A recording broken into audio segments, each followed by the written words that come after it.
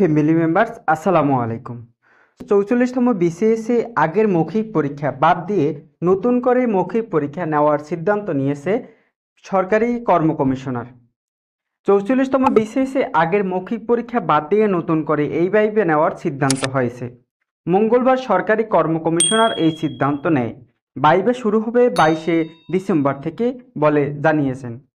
PSC এ সংক্রান্ত বিজ্ঞপ্তি বলা হয়েছে 44তম বিসিএস পরীক্ষা 2021-এর লিখিত পরীক্ষায় সাময়িকভাবে উত্তীর্ণ প্রার্থীদের মধ্যে শুধু কারিগরি পেশাগত ক্যাডারের পদগুলোর মৌখিক পরীক্ষার তারিখ ও সময়সূচি প্রকাশ করা হয়েছে।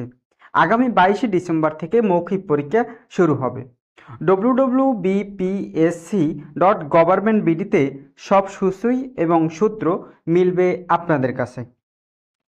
44তম বিসিএসসি লিখিত পরীক্ষায় উত্তীর্ণ 11,732 প্রার্থীদের মধ্যে 3,930 প্রার্থীর মৌখিক পরীক্ষা নেওয়া হয়েছিল।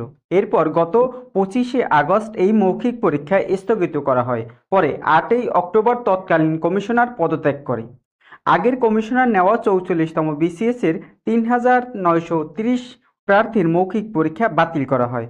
এখন এই বিসিএস এর লিখিত পরীক্ষায় উত্তীর্ণ সব প্রার্থী অর্থাৎ 11,732 প্রার্থীর মৌখিক পরীক্ষা নতুন করে নেওয়ার সিদ্ধান্ত হয়েছে। শিগগির মৌখিক পরীক্ষা তারিখ শোনানো এবং জানানো হবে। 44তম বিসিএস এ বিজ্ঞপ্তিতে বলা হয়েছে এই বিসিএস এ বিভিন্ন ক্যাডারের 1,710 জন কর্মকর্তা নেওয়া হবে। এর মধ্যে প্রশাসন ক্যাডারে রয়েছে 250 জন, পুলিশ ক্যাডারে রয়েছে 50 জন, পররাষ্ট্র ক্যাডারে 10 জন, আনসার ক্যাডারে 14 জন, নিরীক্ষা ও হিসাব ক্যাডারে 30 জন, কর ক্যাডারে 11 জন, সমবায় ক্যাডারে 8 জন, রেলওয়ে পরিবহন ও বাণিজ্যিকে 7 জন, তথ্যতে 10 জন, ডাকে 23 জন, বাণিজ্যতে 6 জন, পরিবার পরিকল্পনায় 27 জন, খাদ্য 3 জন, টেকনিক্যাল ক্যাডারে 485 ও শিক্ষা ক্যাডারে 776 জন নেওয়া হবে। এই বিসিএসে